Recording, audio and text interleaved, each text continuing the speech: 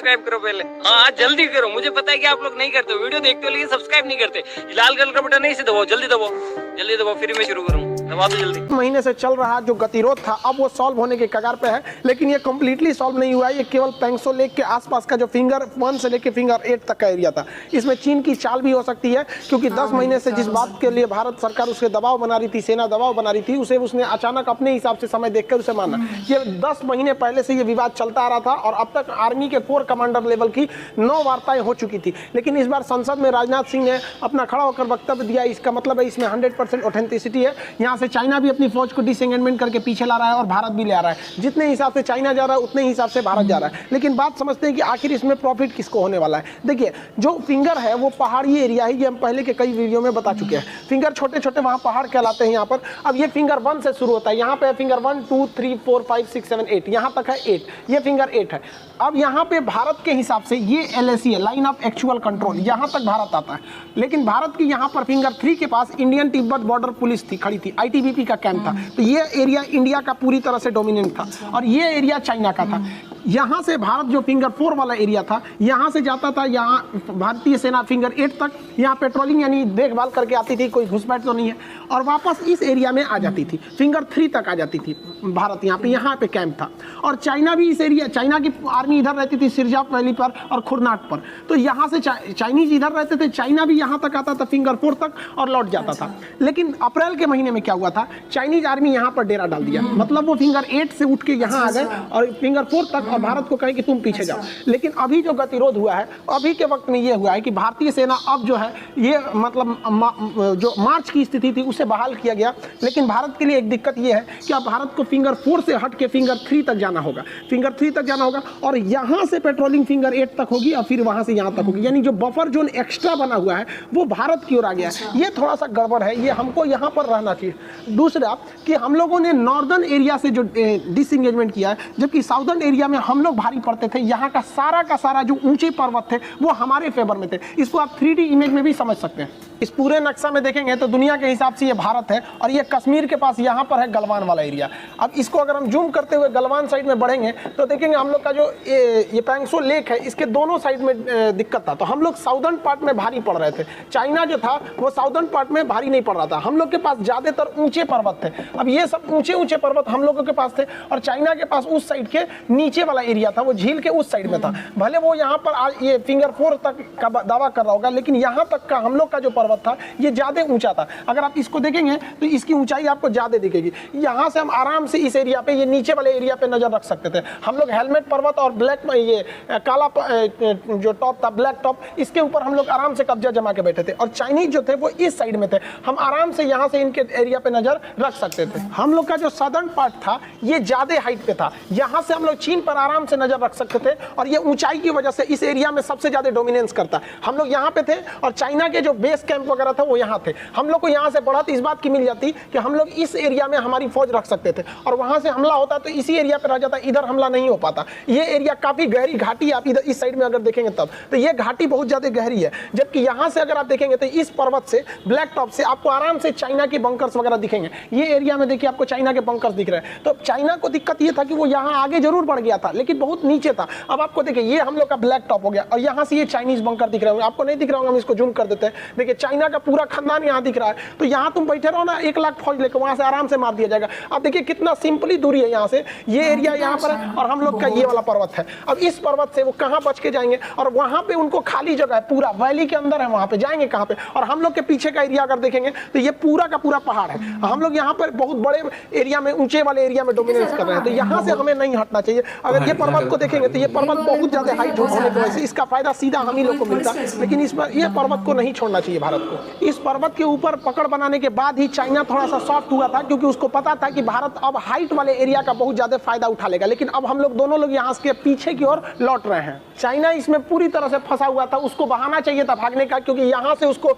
मौत के सिवा इसके इधर से कुछ नहीं मिलता। वो यहाँ से चाह के भी हमला नहीं कर पाता इस एरिया में। यहाँ फाइटर जेट वगैरह भी कुछ काम नहीं कर पाएंगे, रडार सिग्नल फेल हो, इतना गहरा खाई है यहाँ से। अब यहाँ पे कितना टैंक लगा दीजिए, उसकी टैंकों की संख्या ज्यादा थी, कोई दिक्कत नहीं, यहाँ से मार सकते थे उसको। देखिए चाइना पे आप भरोसा नहीं कर सकते हैं। एक तो उसने बफर जोन को हल्का पीछे की ओर घसका दिया। हम तो ये कहते हैं कि भाई जब हम लोग ऑलरेडी हाइट पर थे और हमने इतनी भीषण ठंड को पार कर गए, फरवरी का महीना आ गया, अब क्या जरूरत है समझौता करके इसी को एलएसी बना देते हम लोग भी, और कहते कि चलो भैया ना हम तुम्हारी बात मानेंगे ना तुम हमारी बात मानो, हम भी इधर की और अपनी फौज रखेंगे, तुम यहाँ पे चढ़ गए हो फिंगर 4 तक तुम चढ़ गए हो, कोई दिक्कत नहीं, हम इस कोना बढ़ते चलेंगे, तुम उस कोना बढ़ो। नॉर्दर्न एरिया है वो नीचे है और ये वाला एरिया हाइट पर है, हम लोग यहाँ से सीधे उसके खुरनाक और सिरजाप वैली पर हमला कर सकते थे। ये चाइना का सबसे बड़ा बेस है, तो हम लोग को इधर से हटना हम लोग के लिए निगेटिव है। लेकिन आगे जाके चाइना का क्या भरोसा कि वो दोबारा नहीं आए, आपको यहाँ फिंगर 3 तक लेके चला आया है। हमारी सेना इस बार ज्यादा डोमिनेट थी, इवन रूस अमेरिका सबने यह सत्यापित कर दिया कि जो जून के महीने में जो घटना हुई थी जिसमें भारत के 20 समान वीर गति को प्राप्त हो गए थे,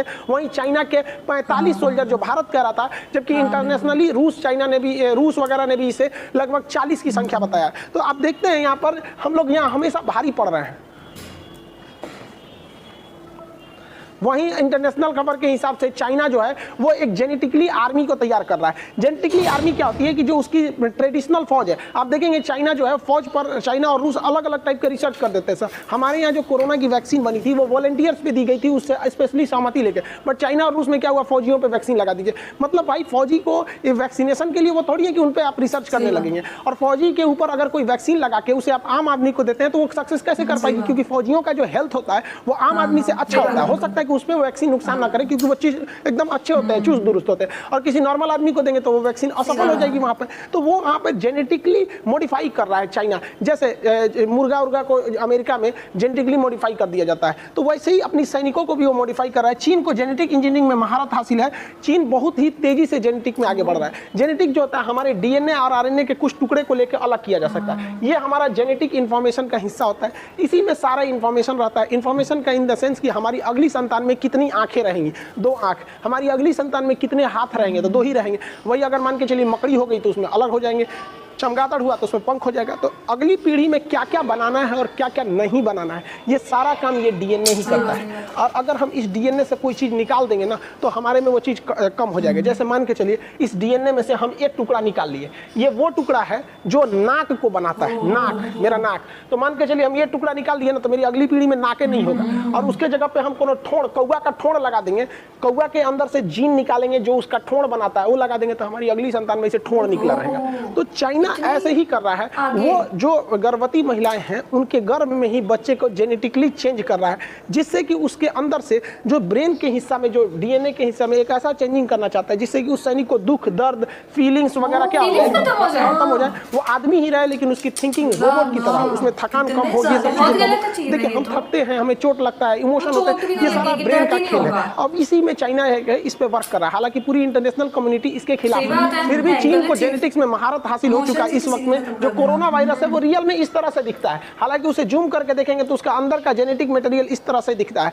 इतना जल्दी कोरोना की वैक्सीन बन गई, इसके पीछे कहीं ना कहीं चीन भी, मतलब एक तरह से कहे कि उसने पिछले साल दिसंबर के महीने में जैसे कोरोना आया उसने कोरोना का जेनेटिक इन्फॉर्मेशन दे दिया कि उसका जेनेटिक कोड क्या है। जब कभी जेनेटिक कोड पता चल जाता है तो उसकी वैक्सीन ढूंढने में काफी ज्यादा आसानी हो जाती है। जेनेटिक कोड, ये बायोलॉजी में जब आपको डीएनए आरएनए वाला चैप्टर पढ़ाएंगे तो उसमें बताएंगे, बायोलॉजी भी तो स्टार्ट ही होने वाला है, तब वहाँ पे हम आपको जेनेटिकली वाला जेनेटिक्स का सिद्धांत बताएंगे, तब वहाँ वो उसी आधार पर वैक्सीन बनाने को मिला है। तो चाइना इसमें बहुत तेजी से काम कर रहा है, हालांकि इसी कोड के हिसाब से भारत ने वैक्सीन को बना लिया है और भारत की वैक्सीन हर जगह पे सक्सेस भी है। वहीं देखेंगे तो WHO जो है चीन को कोरोना फैलाने के आरोप में पूरी तरह से एक तरह से क्लीन चिट देता हुआ दिख रहा है। इसने कहा, WHO का कहना है कि कोई 100% प्रूफ नहीं मिला है कि ये वुहान से के लैब से ही चालू हुआ है। तो भाई सब सीधे कह दो ना कि तुम मिले हुए हो, पागल समझते हो का ट्रेड। अमेरिका हालांकि ट्रम्प WHO से बाहर ही हो गए थे, लेकिन बाइडेन आएंगे तो WHO में शामिल हो जाएंगे। आने वाले वक्त में चीन अपनी छवि को इस तरह कर लेगा कि भैया हमारे पास भी तो कोरोना बाहर से ही आया था। अब वो अपना पल्ला झाड़ना चाहता है चाइना, उसमें WHO भी इनकी मदद कर रहे हैं। हालांकि चाइना ने भी कोरोना की वैक्सीन बनाया,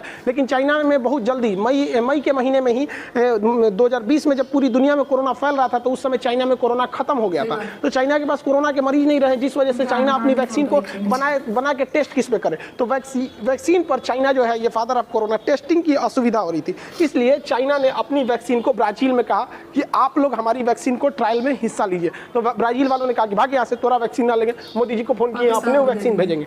तो चाइना वाले वैक्सीन ट्रायल कहाँ से करेंगे, तो पाकिस्तान के लोगों पे ट्रायल कर रहे हैं सब, और वो भी पाकिस्तान वहाँ से गया है और 5 लाख वैक्सीन लेके आया है। अरे भाई साहब इमरान खान, आपको समझ में नहीं आ रहा है, ये वैक्सीन नहीं है, 5 लाख उठा के लेके आ गए हैं, अभी वो ट्रायल में है, ये अपने लोगों पे वैक्सीन लगवाएंगे। अब सफल हो गया तो आप समझिए, आप सफल हो गया तो चाइना का वाह वाह वाह वाह होगा, असफल हुआ तो भाई सब लोग अब क्या करना है, आधा वैक्सीन तो इनके परिवार में खप जाएगा। पहली पत्नी, दूसर की, तीसर की, नया है यहाँ पे तीसर की, आधा तो इन्हीं लोग में खप जाएगा। तो ये चाइना वैक्सीन अभी परीक्षण करने जा रहा है पाकिस्तान। तो भाई क्या दिन आ गया है भाई पाकिस्तान के लोग, आप लोग तभी बम बारूद की दुनिया से निकलिए। वैक्सीन भी बहुत अच्छा चीज़ होता है, इस सब पे भी रिसर्च कीजिए। आप लोग तभी वो मुर्गा लड़ा रहा है लोग। वहीं भारत ने पूरी दुनिया में 100 से ज़्यादा देशों को कोरोना की वैक्सीन सप्लाई करने में लगा हुआ है। नेपाल को 10 लाख वैक्सीन दिया गया है, बांग्लादेश को 20 लाख वैक्सीन दिया गया है। जो कनाडा जो था खालिस्तान के बात कर रहा था कि हमारे यहाँ खालिस्तान का समर्थन कर रहा था, अभी यो जस्टिन ट्रूडो साहब मोदी जी से कर रहे हैं कि वैक्सीन में भेज न दीजिए, हमारे यहाँ बहुत दिक्कत है यहाँ पर। तो भारत ने भी दरिया दिली दिखाई है, इन्हें भी वैक्सीन दिया गया है।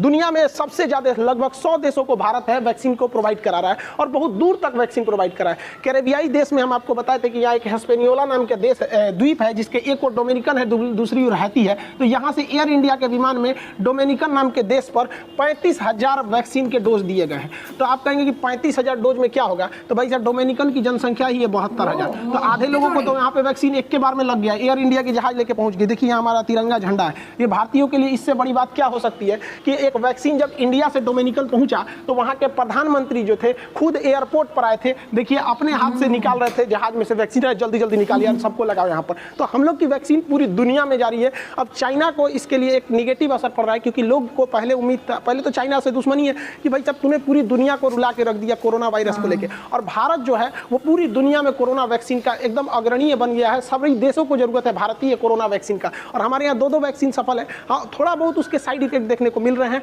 अब भाई लाखों वैक्सीन लग रहा है, ऐसा तो हो ही नहीं सकता कि 1-2 का साइड इफेक्ट न देखने को मिले, लेकिन बहुत बड़ा गंभीर साइड इफेक्ट अभी तक देखने को नहीं मिला है। यूरोपीय देश और अमेरिका जो है ये कोरोना वायरस को लेकर चाइना पे कुछ खासा नाराज है। ये लोग चाहते हैं कि चाइना में जो 2022 में ओलंपिक गेम होने वाला है, इसमें बाकी सारे देश अपने प्लेयर्स को न भेजे और बाइकआउट करें, जिससे कि चाइना पर एक दबाव बनाया जा सके। लेकिन चाइना ने भी समझ गया है कि यहाँ पे जो बाइडेन आ गए हैं, जो बाइडेन चाइना के खिलाफ ऐसी कोई नीति अपनाने वाले नहीं है। यूरोपीय देश इसमें ये नीति को अपना रहे हैं, ऑस्ट्रेलिया भी इसमें आगे है, इसके खिलाफ कह रहा है कि 2022 के ओलंपिक का क्या किया जाए, बहिष्कार किया जाए। लेकिन चाइना को पता है कि अगर उसने अपनी कोरोना फैलाने की छवि से हटना है तो भारत के साथ बॉर्डर पे अपने रिश्ते सुधारने पड़ेंगे, क्योंकि पूरी दुनिया को भारत ने वैक्सीन सप्लाई करके दुनिया का एक इमोशन अपनी ओर खींच लिया है। इसलिए अचानक देखे होंगे जैसे वैक्सीन की सप्लाई होने लगी, चाइना डिसएंगेजमेंट करने लगा। पहले वो भी तैयार नहीं हो रहा था डिसएंगेजमेंट के लिए कि 1 इंच पीछे नहीं हटेंगे, तो वो भी अपने डिसएंगेजमेंट कर रहा है। लेकिन वो खुलेआम धमकी दे दिया है कि अगर कोई भी देश चाइना के ओलंपिक का विरोध करेगा तो चाइना उसके खिलाफ प्रतिबंध लगाएगा। चाइना 2 तरह के प्रतिबंध लगा सकता है, उस देश को पैसे देने से रोक सके। तो चाइना ने बहुत ही ज्यादा अमाउंट में BRI प्रोजेक्ट,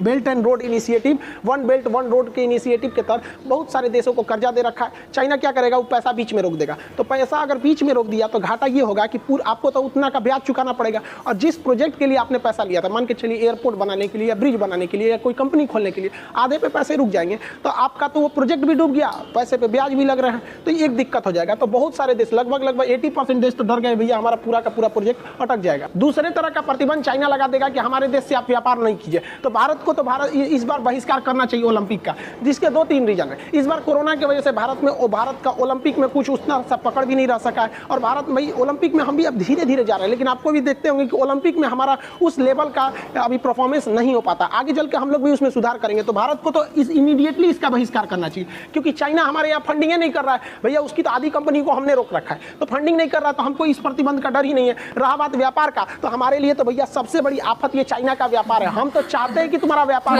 रोक दे। वहां पे कहा जाता है देहात में कि रोए के रानी तले अखिए खुदा गई, मजे आ गया। तो हम लोग अगर इसका बहिष्कार कर देते हैं तो एक तीर से 2 निशाना, चाइना आइसोलेट भी हो जाएगा, पूरी दुनिया में इंटरनेशनल मैटर भी बन जाएगा कि भारत दुनिया का सबसे बड़ा लोकतांत्रिक देश ओलंपिक में बाहर क्यों रहा, एक न्यूज बनेगा, इंटरनेशनल न्यूज बनेगा। दूसरा घुसियाएगा चाइना तो क्या करेगा, कहेगा हम व्यापार नहीं करेंगे, 1 नंबर मत व्यापार करो। उसके बाद भारत में भी कह देगा ठीक है मत करो, हम लोग भी अपना सेटल हो जाएंगे। जितनी कंपनी है उनको कह दीजिएगा भाई भारत में आ जाओ, तुमको हम लोग PLI स्कीम के तहत बहुत सारा छूट देंगे। तो भारत को चाइना के प्रति इतना सॉफ्ट नीति नहीं अपनाना चाहिए। भारत को अब एक बार एग्रेसिव हो गया ना तो एकदम लाइफ टाइम चढ़ के रहना है चाइना के ऊपर। आगे आप क्या सोचते हैं, आपका क्या राय है कि भारत को ओलंपिक का बहिष्कार करना चाहिए कि नहीं करना चाहिए, आप कमेंट करके बताएं।